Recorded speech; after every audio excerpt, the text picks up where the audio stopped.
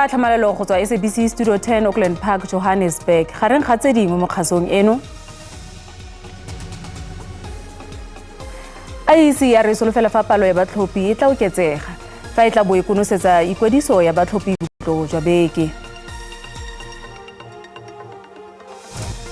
Kgotlatshekelo ya Magistrata wa Groblersdal kwa Limpopo e buseditse morago dithetso tsa kopo ya beili.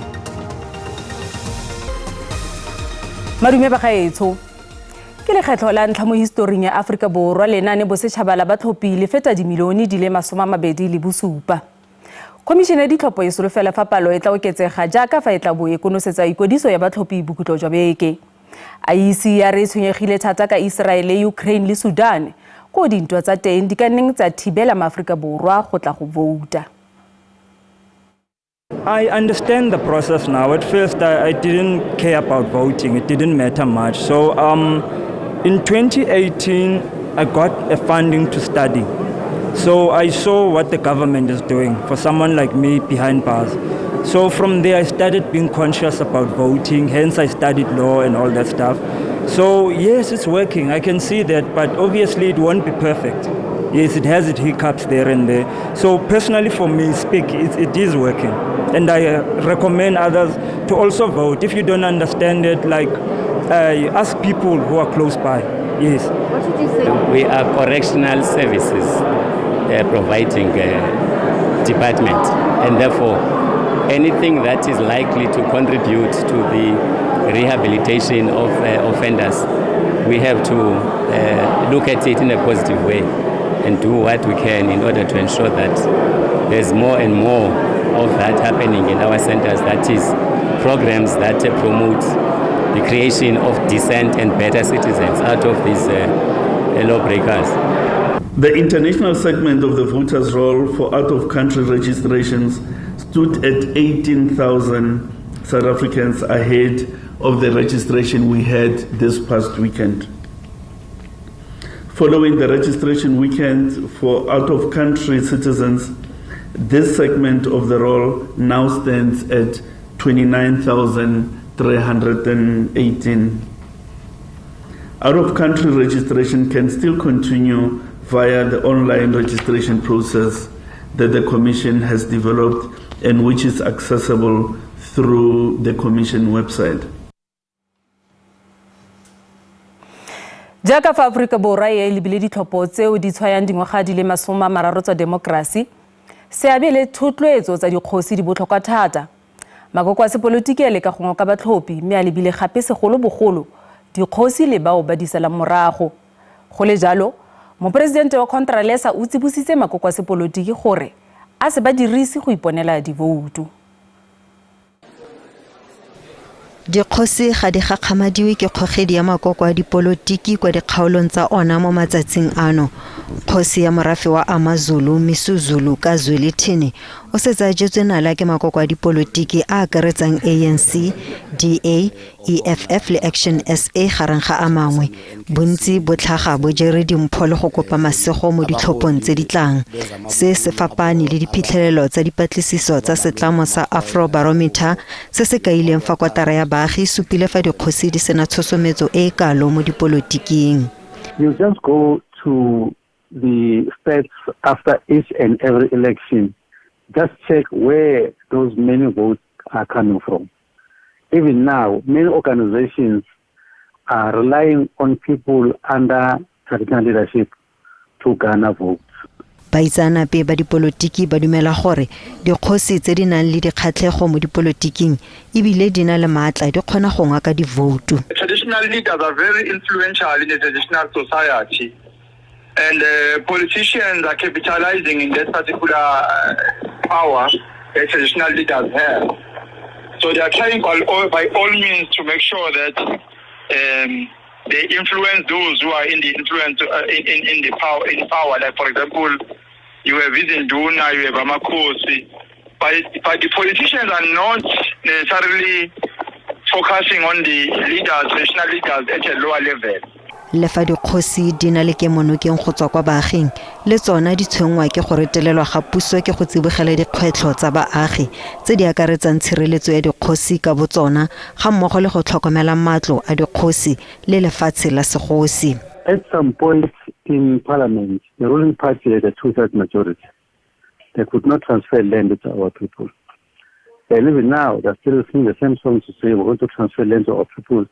Immediately we got a two-thirds majority. Go bonela fa ditherisano magareng ga makoko a dipolotiki, baruti le dikgosi e tlile go nna selo modiro mo matshelong a maAforika Borwa mo dikgedinyaneng tse di tlang. Mme kwa bokhutlhong ke batlhophi ba tlileng go swetsa gore ba tlile go tsapa mang ka divoutu tsa bona.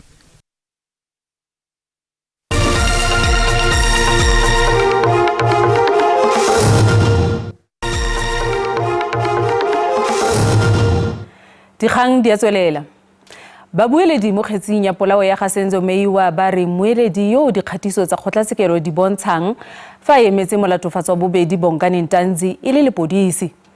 Ka nako ya dipotsolotso mo advocate Zandile Mchololo o ne a bolella moeteledipele wa dipatlisiso Brigadier Bongani Geninda gore Dominic Mjiyako o diretse lephata la sepodisi la Matseka a lebeletseng bosenyi go fitlhelela ka 2016.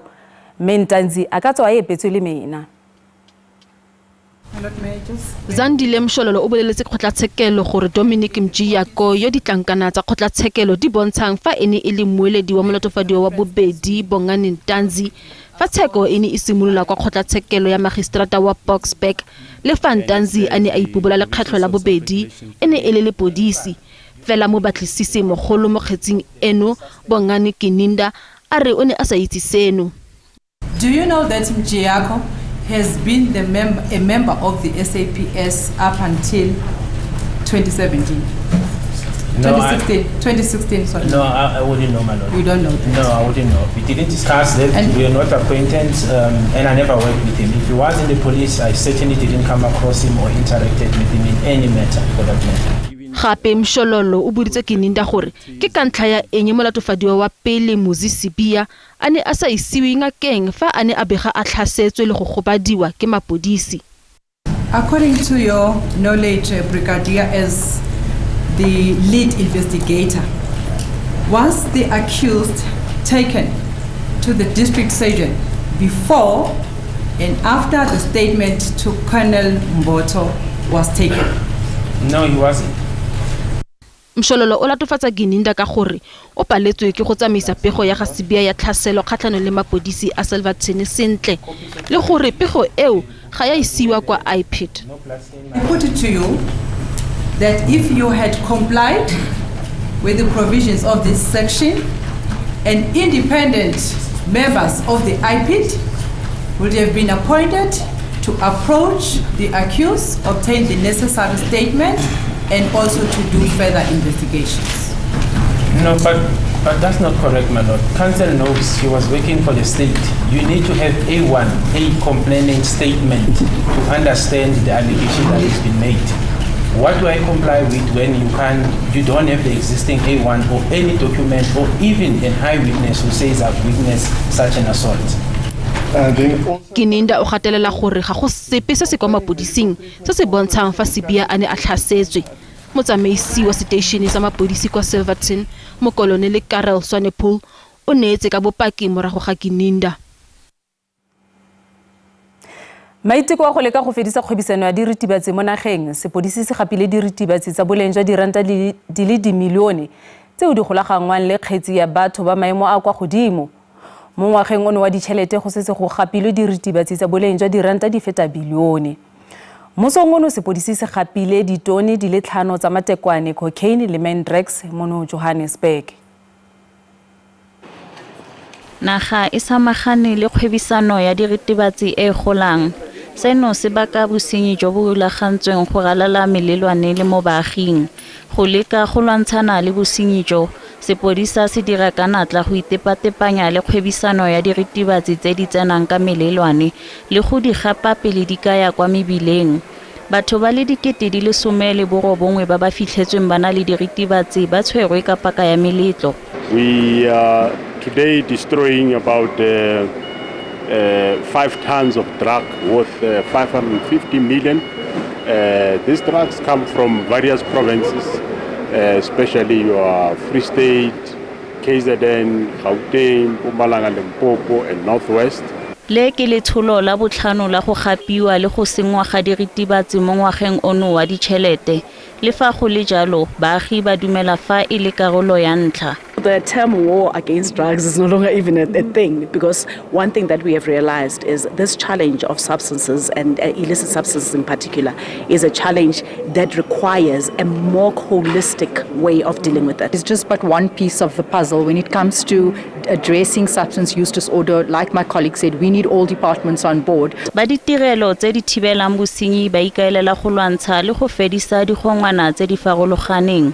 We have seen a new trend of late, especially drugs coming from South America, where they are being hidden either in paint or hidden with meat packages.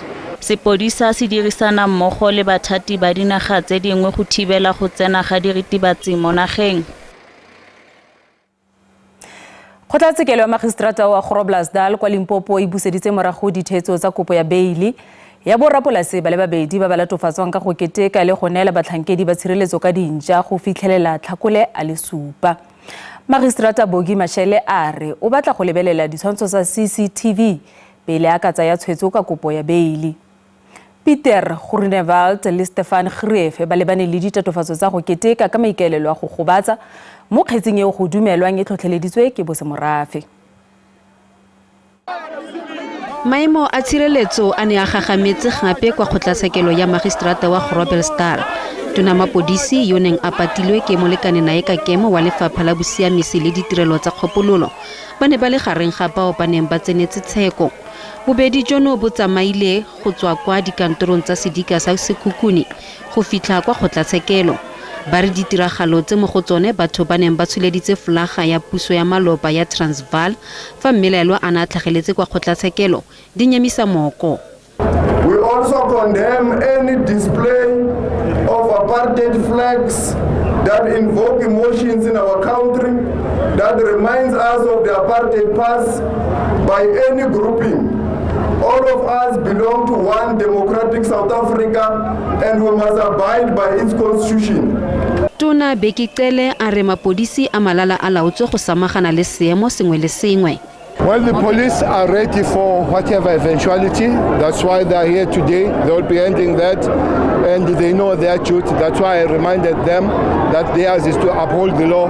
But if other people refuse to uphold the law, is to enforce the law. Mo teng ga kgotlatshekelo di affidavit tsa maikano tsa mmelaelwa di buisitswe. Kgotlatshekelo e utlwile gore Peter Groenewald wa dingwaga di le 63 o ne mo nakong e fetileng a bonwa molato wa ditlolomolao di le 2 tsa polao le lengwe ya maiteko a polao. Morago ga go nna halofo ya sekwebo sa gagwe kwa kgolegelong o ne a gololwa ka parole mme morago a bona boitshwarelo jwa kotlhao eno. Groenewald le mmelaelwa nae ba re ba ne ba leka go itshireletsa. But before I could reach him, the security dog broke loose and stopped him from attacking us. We managed to get the dog under control. I never assaulted the complainant in any manner. Bobedi jono bo dumela fa kgetsi kgatlhanong nabo e na le thotloetso ya sepolotiki. Using for political gain in the light of the 2024 elections. What strengthened my suspicions is the fact that Mr. Bekicele, Minister of Police, and Mr. Ronald Lamola, Minister of Justice and Constitutional Development, intend to attend the court proceedings on the 31st of January 2024. Groenewald le Greefe ba tla tswelela ba le mo tlhokomelong ya sepodisi.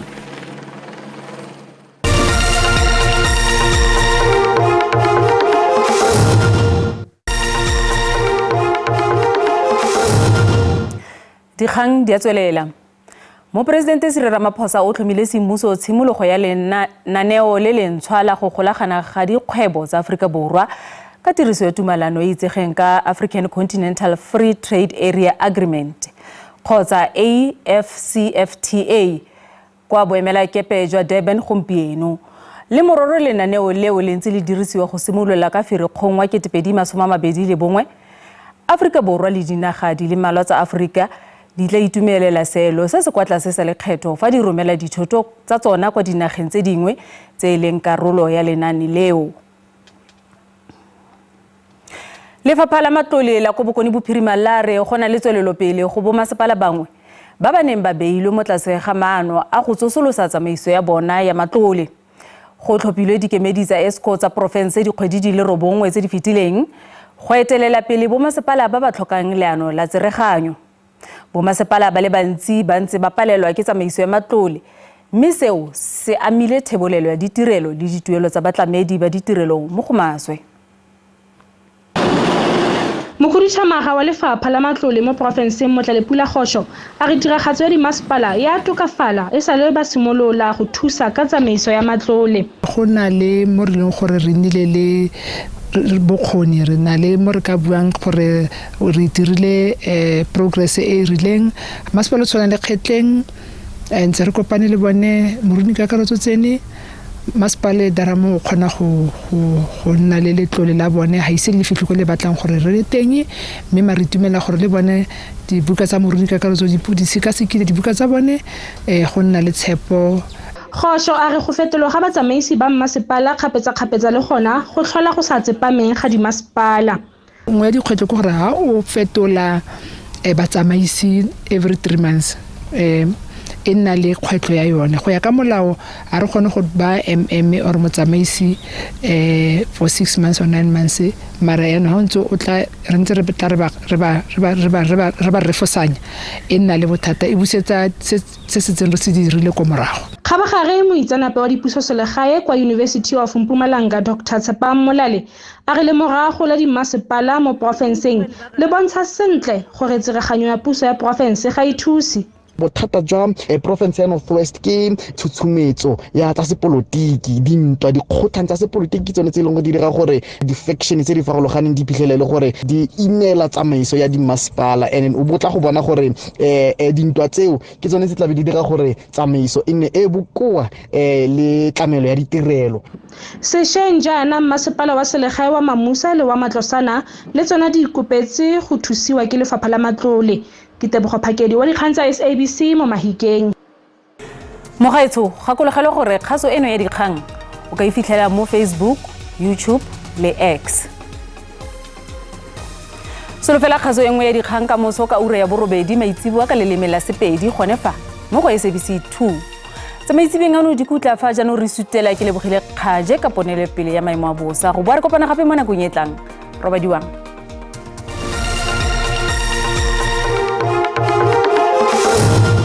Ke go lebogile Ditaba le me mogaetsho madume a re bone ponelo pele ya maemo a bosa mo bosegong jo ga mogala mo tsatsing la ka moso go tla itemogela pula e matla ka diperesente di le 60 ka kwa province ya ka Northwest mme ka kwa province ya ka Northern Cape go tla itemogela masarasara na pula ka diperesente di le 30 re lebella mo tsatsing la ka moso teng go tla itemogela dipula tse di peresente di le 30 ka kwa province ya ka kwa Bloemfontein ga mmogo le dikarolo dingwe tsa province ya ka kwa Northern Cape re lebella digrata tsa rona tsa di temperature tsa maemo a bosa ga re lebella province ya Gauteng Johannesburg e tle be ke mo go digrata di le 28 fa Vrydag yona e tle be ke mo go digrata di le 29 me re lebella mo tsatsing la ka moso teng ga re lebella province ya Limpopo Phalaboro e tle be ke mo go digrata di le 31 fa Thohoyandou yona e tle be ke mo go digrata di le 29 ka jalo go tla go tutafetse re lebella province ya ka kwa Mpumalanga teng Sekhukhune go tla na mogote ka digrata di le 32 fa Mbombela teng e tle be ke mo go digrata di le 22 me re lebella province ka KwaZulu-Natal teng go tla na le tlhabela tse fale le fale fa Durban teng go tla go thutafetse ka digrata di le 27 Richards Bay go tla go le mogotenyana ka digrata di le 29 me re lebella province ka kwa Eastern Cape teng Maletswai go tla itemogela mogote ka digrata di le 33